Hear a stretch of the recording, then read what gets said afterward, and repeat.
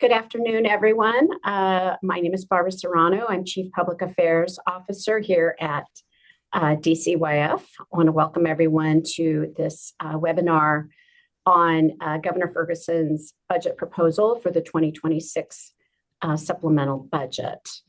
We will be having Brianne Boggs, Deputy Chief Financial Officer, presenting, as well as Julie Watts, Deputy Director of Government Affairs. I'm just going to do a little intro before I hand it off to them. Next slide, please. So just to kind of set the table on this conversation, as many of you may know, every year the state agencies submit a decision package to the governor's office for consideration for their request to include in the governor's budget. That process begins in earnest usually as soon as the legislature leaves town. And so we spend the summer putting everything together. And as you may also know, we've been in a pretty challenging budget environment. And so we were all agencies were requested to really keep our asks, our new requests for funding to a minimum and to just focus on critical needs. And so our budget proposal was submitted to the governor's office in September. There was a review process. And so the proposal that was released, I believe on December 23rd or 24th, is essentially the governor's proposal incorporating some or most of our requests, ours meaning the agencies. And this is just the beginning of a very long process. The legislature comes into session next Monday, and this proposal is out there, but each chamber of the legislature, the House and the Senate, will be submitting their own proposals. And then obviously there's negotiations that go on until the legislature comes to an agreement and adopts a budget. Next slide. So this is just a short list of some of the challenges that we're dealing with. One, this is just supplemental budget year. We have some issues involving sluggish revenues, and that's a reflection of what we're seeing nationally with the economy, the slowing in hiring, sluggish revenues in general, concerns about a potential recession. There's also going to be some direct impacts from the passage of H.R. 1 in 2025. The state is already anticipating a loss in significant federal revenue that will have a direct impact on some of our state agencies. Fortunately, DCYF is not one of those agencies. The other thing I would just add is this is the first budget for Governor Ferguson where he's building this budget from the beginning, in contrast to the last budget where he was sworn in January and former Governor Inslee had already presented a proposed budget. This particular budget is Governor Ferguson's really first budget beginning to finish, from the beginning to the end. That's it. Next slide. All right, I'm going to hand it off now to Brianne. Thank you. Thanks, Barb. So this is just a summary of when we submitted our budget requests back in September, what the top priorities were for DCYF. And that included stabilizing our juvenile rehabilitation capacity issues, increasing child welfare staffing based on a new workload model, addressing critical incidents with targeted investments, maintaining our childcare investments, and addressing the increase in tort litigation. Next slide, please. So now I'm going to walk you through what our requests were and ultimately what was funded, starting off with our child welfare workload model request. So as I said on the priority page, addressing the number of child welfare social workers that we have in our system has been couple years in progress, and we had a new workload model that estimated that we needed additional child welfare staff in order to meet the demands of the caseload that we have in this area. So we submitted a request to ramp in the number of child welfare social workers over a 10-year period, and the governor's budget proposal fully funded our request in fiscal year 26 and fiscal year 27. The slight adjustment is due to our caseload assumptions, which were adjusted in November. And the main difference being that DCYF will submit a decision package to continue ramping in along the recommendations of the new workload model.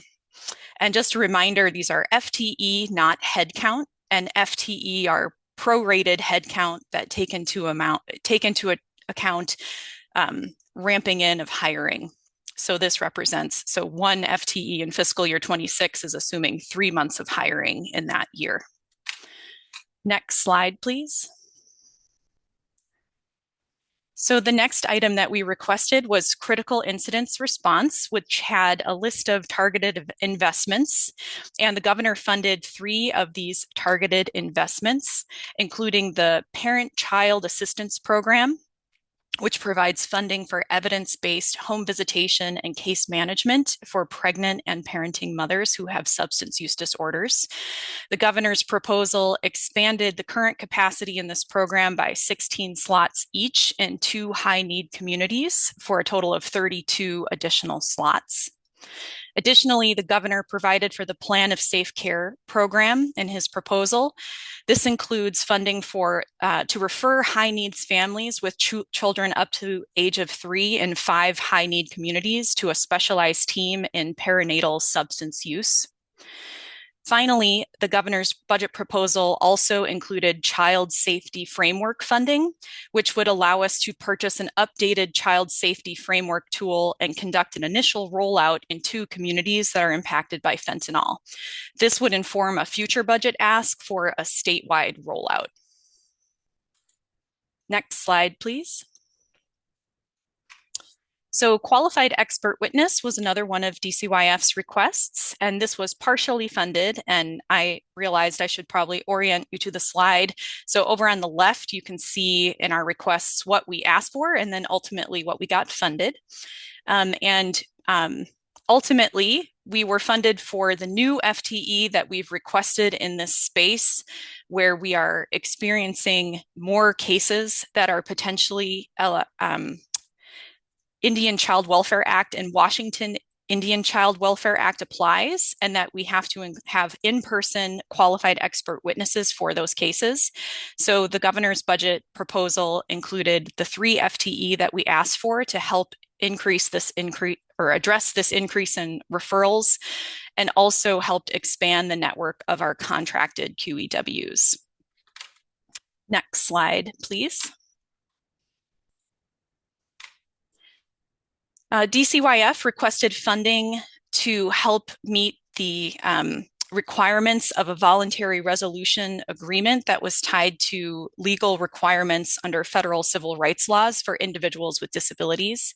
This request was fully funded and will allow us to meet the criteria within the VRA by providing settlement payouts for 7 families who are identified in the voluntary resolution agreement, and providing staffing to help address some of the civil rights enforcement issues that are listed under that VRA. Next slide, please. So this next slide shows some items that would not have been an agency request, but are included in the governor's budget proposal. There were reductions across all agencies in the governor's budget to help address the budget deficit that Barb referenced when she kicked off this presentation.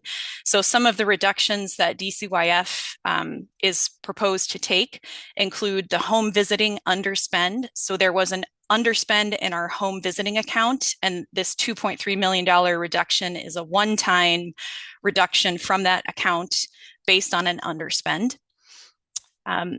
Next, the network administrator administrator elimination. This $2.4 million reduction would eliminate the contract for the network administrator who works in Eastern Washington to oversee family time visitation. And this is tied to meeting administrative efficiencies. The next line, administrative reduction, you'll see this across most agencies and all of DCYF's programs. And this is an administrative efficiency that was based on expenditures in fiscal year 25 on two objects, funding objects. And so this is a 5% tied to those objects. There is no FTE that was associated with this specific reduction. DS underspend. So in our DS proviso, we had underspend of 2.9 million, and that was in our emergency receiving care sub proviso. So this reduces that funding based on the underspend. Additionally, there was a shift within that proviso to help provide more resources toward the emergent adulthood housing program.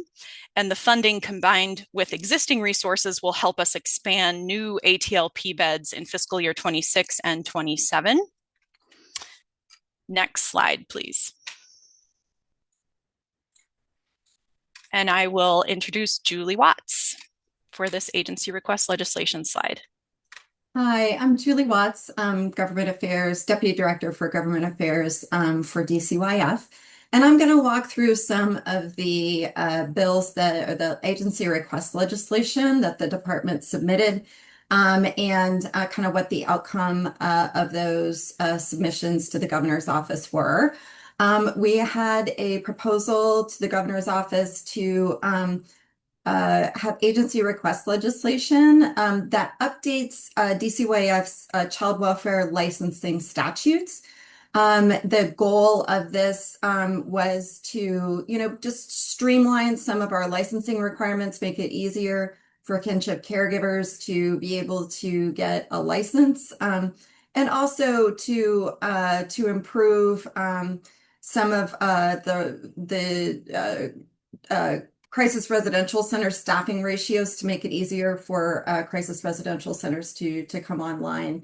So this request for agency request was approved by the governor's office. This has no cost associated with it. It just is something that updates our statutes and streamlines processes. So next slide, please. So we also submitted agency request legislation related to modernizing the placement options in our JR institutions. So we continue to have serious problems with overcrowding in our JR institutions, and overcrowding is particularly bad at Green Hill. Green Hill is where we've had a significant portion of the JR population are concentrated there. And because of the age of the youth, their sentence type, many of these youth do not qualify for other placement options. So Green Hill has been operating over capacity, and that has been impacting our ability to provide programming, education, treatment, visitation, and provide for the safety of all of our residents there. The governor's office approved our request legislation, so this bill will give us authority to define what represents safe operational capacity at each of our JR facilities. It also removes some barriers to be able to have youth enter into community placement when they've demonstrated that they're likely to be successful in that setting. It would also allow us to reduce placement in secure facilities when appropriate in order to ease the pressure on these settings, particularly for young people whose time is extended due to a transition from their local jurisdiction to JR. In conversation with the governor's office, we also made some changes to this proposed legislation that will provide us with authority to address overpopulation on a crisis basis. So before using this authority, we would need to exhaust all of our existing placement options. And the bill identifies some objective criteria that could be used if we were over capacity to be able to transfer youth to the Department of Corrections. I'm going to turn it back over to Brianne to talk a little bit more about what was funded as a part of the decision package related to this agency request. Thanks, Julie. So you can see with the check mark that we got partial funding for this request. There was a maintenance level decision package, which means it's usually harder for the public to see, that increased the daily rate for our county partners, where we would potentially be using county jail beds. Additionally, the expanded community transition service staffing, this portion was fully funded at 2.5 FTE in fiscal year 26 and 10 FTE in fiscal year 27. However, there is a cost offset that's assumed that by reducing our JR population in our JR institutions, that this cost would help offset how much it costs to pay for staffing. Or let me try to reframe that. It's more expensive to have a young person in an institution than it is to staff our CTS program. So that's where you see that the governor assumes that this will cost the agency less than what we requested. Next slide, please. So we also submitted agency request legislation related to reducing barriers to employment. The governor's office also improved this request, and it's related to individuals with prior convictions and their ability to volunteer or work in a JR facility. So currently, people with prior convictions are automatically disqualified for employment and volunteer opportunities in JR. And at the same time, we know that people with prior justice system involvement are often able to provide mentorship and serve as role models for incarcerated youth. And when people have served their time and changed their lives, they can play a really critical role to inspire and support youth in JR to do the same with their own lives. So we want to, instead of having an automatic disqualification in statute, this bill would allow us to have a structured interview process and to consider an individual's suitability for employment or their suitability to be a volunteer on a case-by-case basis rather than having a blanket policy. And the governor's office approved this to move forward. And this agency request legislation also has no cost. Next slide, please. DCYF also had a request for legislation to create a clearer process for complaint resolution in JR. We have this kind of a process in child welfare, and this would have given us some explicit authority to DCYF's Constituent Relations Division to receive and process complaints. We don't have that currently in JR, and we would like to have that in statute to better align our agency across divisions. In conversation with the governor's office, we made the decision to withdraw this request, not because we are not committed to improving this process, but we actually believe that we can move forward to make these changes without the statutory authority. But, because this is a short session and we will not have the capacity to move forward all of our requests, we decided that we can still come back in a future year and seek clarification of this authority without it impacting our ability to improve this process now. So we withdrew this from consideration. We also, next slide, please. We also had agency request legislation that we withdrew with regard to protection of body scanner images. In conversations with the governor's office, we also withdrew this request related to, basically this would have allowed us to exempt body scanner images from public disclosure, similar to public disclosure laws for the Department of Corrections. DCYF has recently implemented the use of body scanners in JR facilities, and so this is a new process for us. Again, we withdrew this request not because it is not important to the department, and it is though a short session, and we will still have the option to come back next year to seek the statutory change.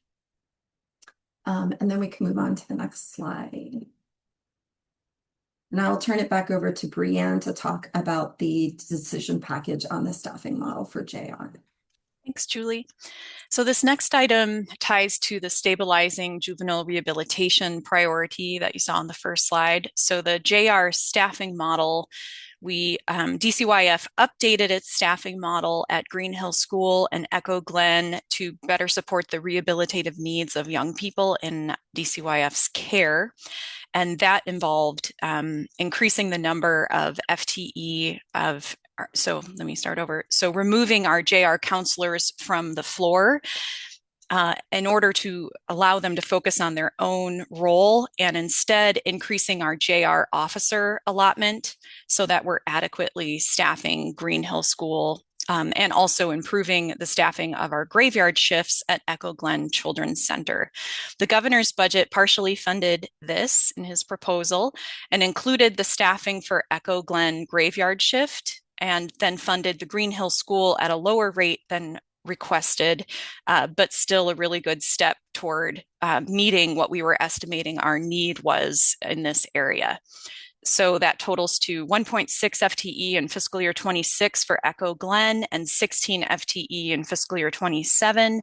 And at Green Hill School, we're looking at an addition of 1.9 FTE in fiscal year 26 and 14.5 in fiscal year 27. And this is likely an area we'd have additional requests in the future as we compare what our staffing model projects to the staffing we have on the ground. Next slide, please. JR Parkland. So this was a request to try to help address capacity issues to purchase and operate a 16-bed medium security facility that would provide specialized services for certain Green Hill School young people. This was not funded in the governor's budget, but as we go through the slides, you'll see that there is a capital item that does tie to capacity that is an alternative to what we requested here. Next slide, please. This is another ask that we submitted that in these tough budget times was not funded, and that was to replace the juvenile rehabilitation's automatic client tracking system, and also to implement secure resident communication systems by a procurement of secure communication devices and a support system, and this was not funded in this governor's proposal. Next slide, please. So this slide shows what the governor's budget would have included that was not requested by DCYF in our public request. And that includes JR security costs for Echo Glen and also Green Hill School. And this is to help with security while we're trying to complete the fence at Echo Glen. The next item, additional JR capacity. When we get to the capital budget, you'll hear me reference a facility that is going to be, that there's funding for to acquire and to build. And this actually will show up as a $0 item if you're looking at any of the public facing budget documents, but there is 43 million that is assumed in the out years. So in fiscal year 28 and 29 to signal that, you know, a form of intent that capacity for that new institution would have a cost, including staffing and beds, and that the capacity is assumed to be around between 75 to 125 young people in the out years. Funding in the outlook usually means that a decision package needs to be submitted in order to get that funding. The next item is the administrative reduction that I've referenced in the other program areas, and this is the amount that was applied to juvenile rehabilitation. Next slide, please.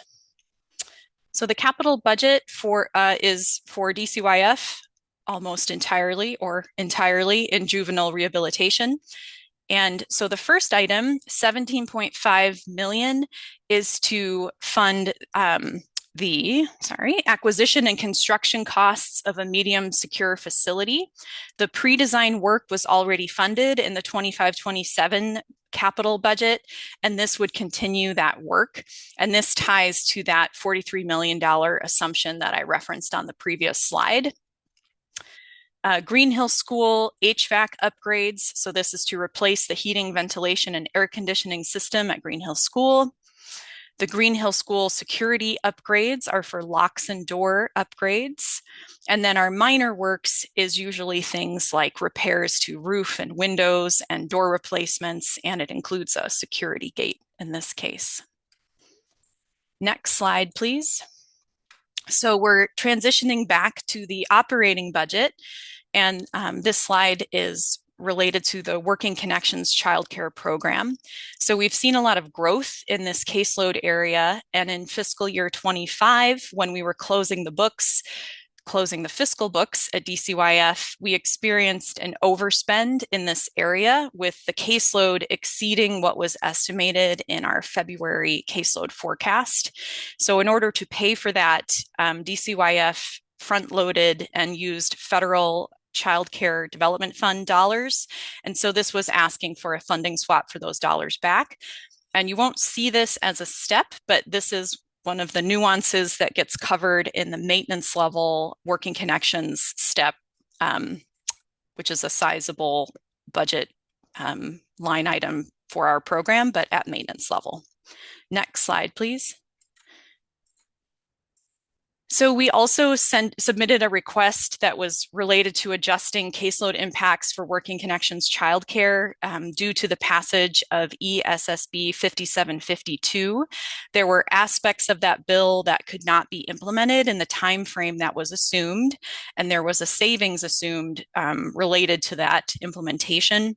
So we requested additional funding that would adjust the timeline for when the 12-month Working Connections childcare the 12-month authorization period for working childcare begins. And so we needed to request additional funding put back into the caseload, and this all would have gotten adjusted in our maintenance level step for the Working Connections childcare caseload, but you will not see it as a specifically funded separate item. Next slide, please. So in early learning, there was also a significant addition for our early childhood education and assistance program with a new account created, the Pre-K Promise account in House Bill 2159 and Senate Bill 5872. And this would establish a new fund that would allow for a private philanthropic donor, the Balmer Group, to help support ECAP expansion. This partnership would provide up to $170 million per year of private funding on the condition that the state not reduce the number of state-funded ECAP slots.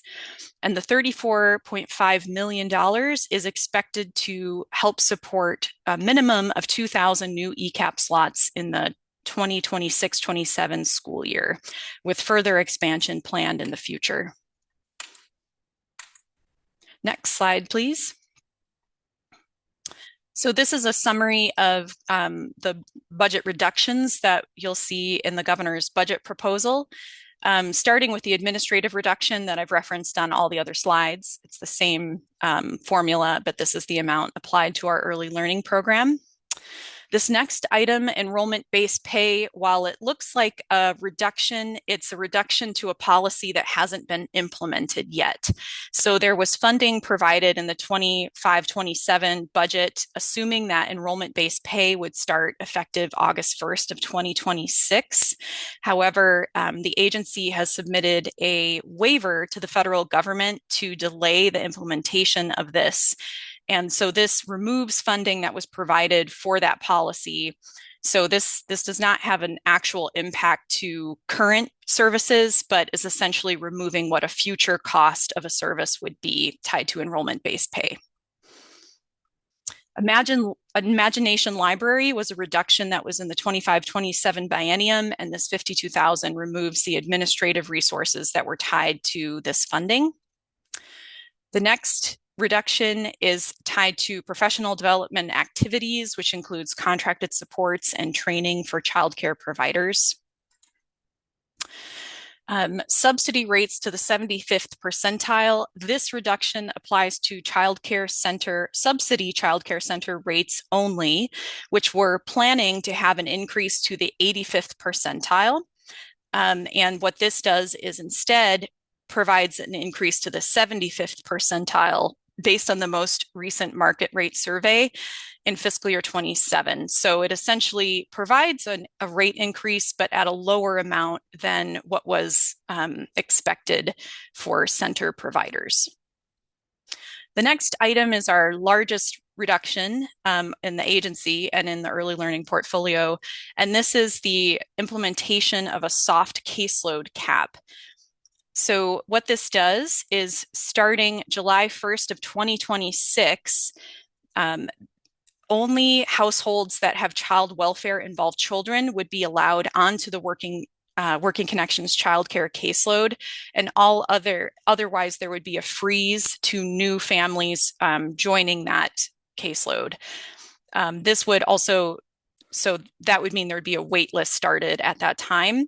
And the budget assumes that after about 1 year, the caseload would hit a cap of 33,000 households due to families who are naturally exiting the program and not able to re-enter due to the cap. And I'm saying households, not children, just to be really clear. So in Working Connections childcare, this caseload is based on the number of families, and a family can have multiple children within them. So one household could have, 5 children, another household could have 2 children. So just to be clear, we're not saying that this is 33,000 children, it's 33,000 households. Next slide, please. This was a request that we submitted for additional staffing to help address our public disclosure requests on tort claims, and this was not funded in the governor's budget. And then next slide, please. Finally, there was the same administrative reduction that you saw across the other program areas. This is the amount that was applied to our administrative program. It's called Program 090 in our agency. And this did not have FTE tied to it, but was applied to 2 spending objects that are goods and services and travel related. Next slide. And I'll hand this one back over to Julie Watts. We also continue at DCYF to monitor other agency budgets, particularly when there's overlap or just with the department and the department's priorities. So we're just noting here two changes in the Office of Superintendent of Public Instruction's budget. There was a $19 million reduction in funding to the Transition to Kindergarten program. This is a part of the early learning landscape, and so that reductions in slots was taken in the governor's budget. Additionally, in the Office of Superintendent of Public Instruction's budget, we did see a restoring of funding for Treehouses program. This is for the Graduation Success program. And so that's a restoration of $3.5 million in funding for that program. So something the department has been monitoring as well. So, and with that, I think that is our last slide. And we have the Q&A function in Zoom for folks to put a question in there that we will seek to address. So right now I'm not seeing any questions in the queue, but feel free if you have a question about any of the budget priorities or agency request legislation to use the Q&A function to ask your question, and we'll do our best to respond.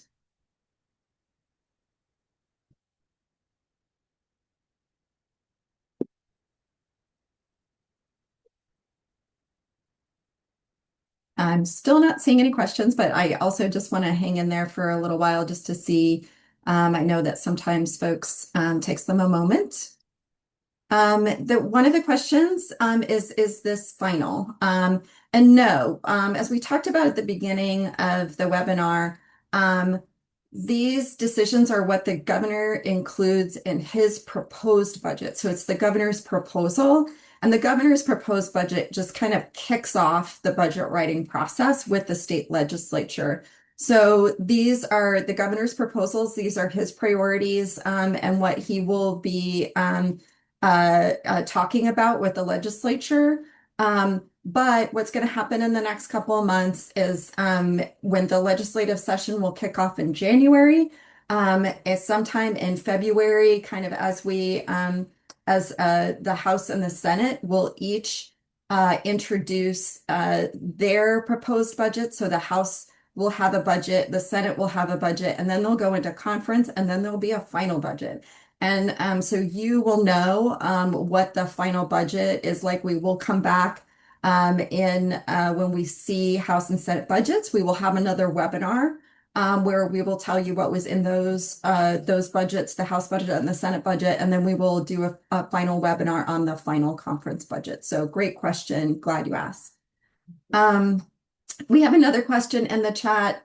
Will any ECAP slots be restored that were taken away from sites last year, or is the new funding focused on starting new sites? And Brianne, are you able to answer that question? I can't actually answer that question. It feels like an implementation question to me. So, which I don't think our agency has contemplated quite yet, right? So governor's budget came out 2 weeks ago, and we've done an initial analysis, but have not analyzed what the puts and takes will do compared to the 25-27 base budget quite yet. I can take the next one, Julie, if you want. Sure. So the cuts to the early learning professional development, the assumption would be if the governor's budget is the final proposal, which again, it's not, it's the start of a process, that reduction would start July of 2026. Although there's a little bit of a process in order to implement reductions through contracting. So there's another question here. Will there be changes to eligibility for Working Connections childcare? Specifically, the last 2 years, individuals working in childcare settings were qualified to receive funds, and that was recently removed. Will there be changes to include that again? I am unaware of any changes to re-include that in that the governor's office is working on. I think what the biggest impact to Working Connections childcare is just that that there is going to be a freeze on new people coming onto the caseload. Question, can you provide just a little bit more clarification on the Working Connections caseload cap? Am I understanding you correctly that any new families applying for childcare subsidies will be automatically waitlisted once that capacity has been reached? Yes, that is our understanding of what beginning July 1st of 2026 of what the governor's budget, if implemented, would result in. We wouldn't be taking new families, even if they're eligible onto the caseload, that we would maintain the existing families on the caseload, and we would get down to that cap through just kind of attrition of families no longer needing childcare and not receiving that. But yes, they're likely to result in a wait list. Just one more point, Julie, I'll make on that one. So we are above 33,000 households right now. I believe we're closer to 38,000 households. So when we said there'd be, so you shut off new entries into the program July 1, and then as families naturally each month would end, they would come to the end of maybe their authorization from the previous year. It would take time to get down to 33,000 households, but since we're already over that number, that's why there would be a wait list probably almost immediately if this was adopted. Another question. I'm sorry if I missed this. Does the proposed 6% reduction to programs administered by OSPI impact ESIT? State special education funding. Brianne, are you aware of any changes to ESIT funding? No, we didn't have any changes to ESIT funding in our area. But I'll just put the caveat, maybe I know ESIT rates are tied to OSPI rates, so we may have to do a little looking around there. Another question, can you say a little bit more about the plan of safe care? Does this reflect a new pathway to help me grow?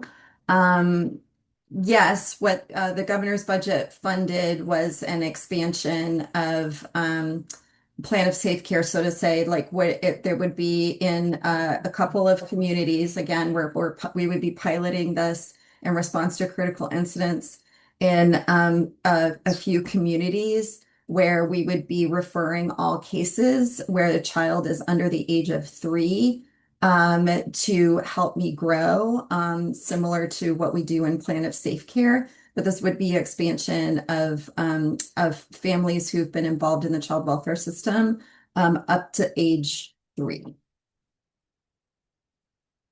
Another question.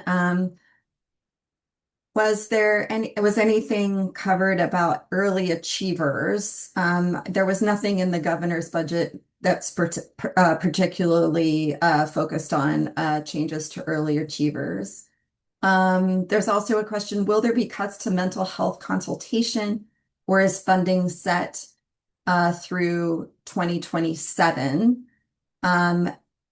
I'm not exactly sure which mental health consult what that specifically refers to. Are you aware of that, Brianne?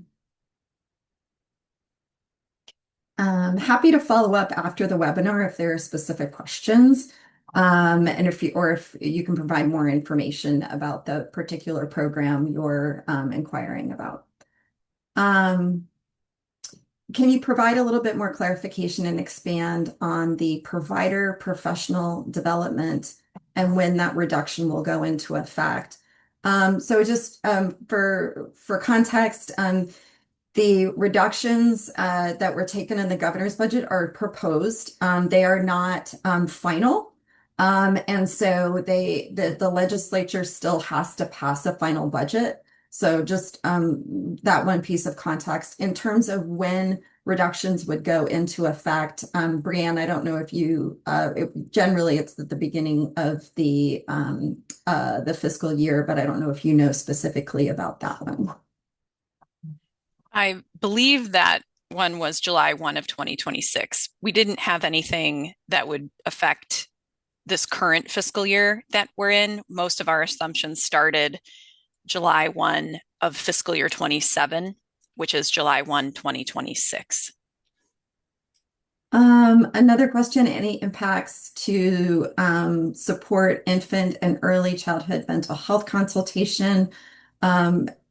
Example, Holding Hope. I am not aware of any changes to Holding Hope or infant and early childhood mental health consultation. That's all the questions that we have at the moment. We'll hang on just a little bit longer. If folks have additional questions that they want to ask. Oh, I see a new one. Under this budget, when would the increase to the 75th percentile in Working Connections childcare for center-based programs begin? Is it January 2027 or July of 2027?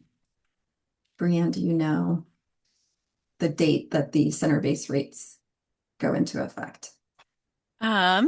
Let me have 1 second, and I think I can answer that question. I go back to that slide.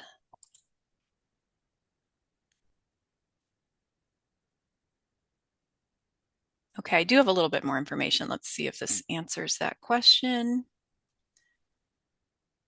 Do I have the dates?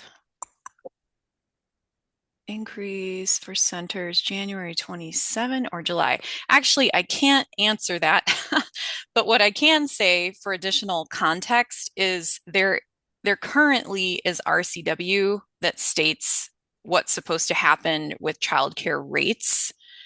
And under current law, it was set to go to the 85th percentile of the 2024 market rate survey. And my understanding is all they did is change from 85th percentile to 75th percentile, and that the date was not changing. So all that to say, I would need to look up the date to be able to answer that question, but it's the percentile that changed, not the timing of when the rate increase was supposed to happen. And I might be able to find the answer while we're on here if we are here for a minute or two longer. Okay. We do have another question, which is when will we have access to the recording of today's webinar and where will it be posted? Excellent question. That will be posted in the next day or two on the government affairs page of DCYF's website. So it does take us a minute to get all of the slides ready for public distribution. But the slide deck and the recording of the webinar will be available soon on the government affairs page of the department's website. And Brianne, which we can stay on. We can continue to stay on with to answer that question while Brianne's looking for a little bit more I information. think I found it. Okay. So, yep. So in current law, it was set for July 1 of 2026. You can see the language. I think I could put this. So it's RCW 43216828. And my understanding is that what is going to change is just the percentile. So it should still be July 1 of 2026. Okay, great. Well, that's all the questions we have. I want to thank everybody for joining us today. If you have any questions, feel free to reach out to me, to Brianne. You can see our email addresses on the slide. And just thank you for joining us today and hope you have a good week ahead.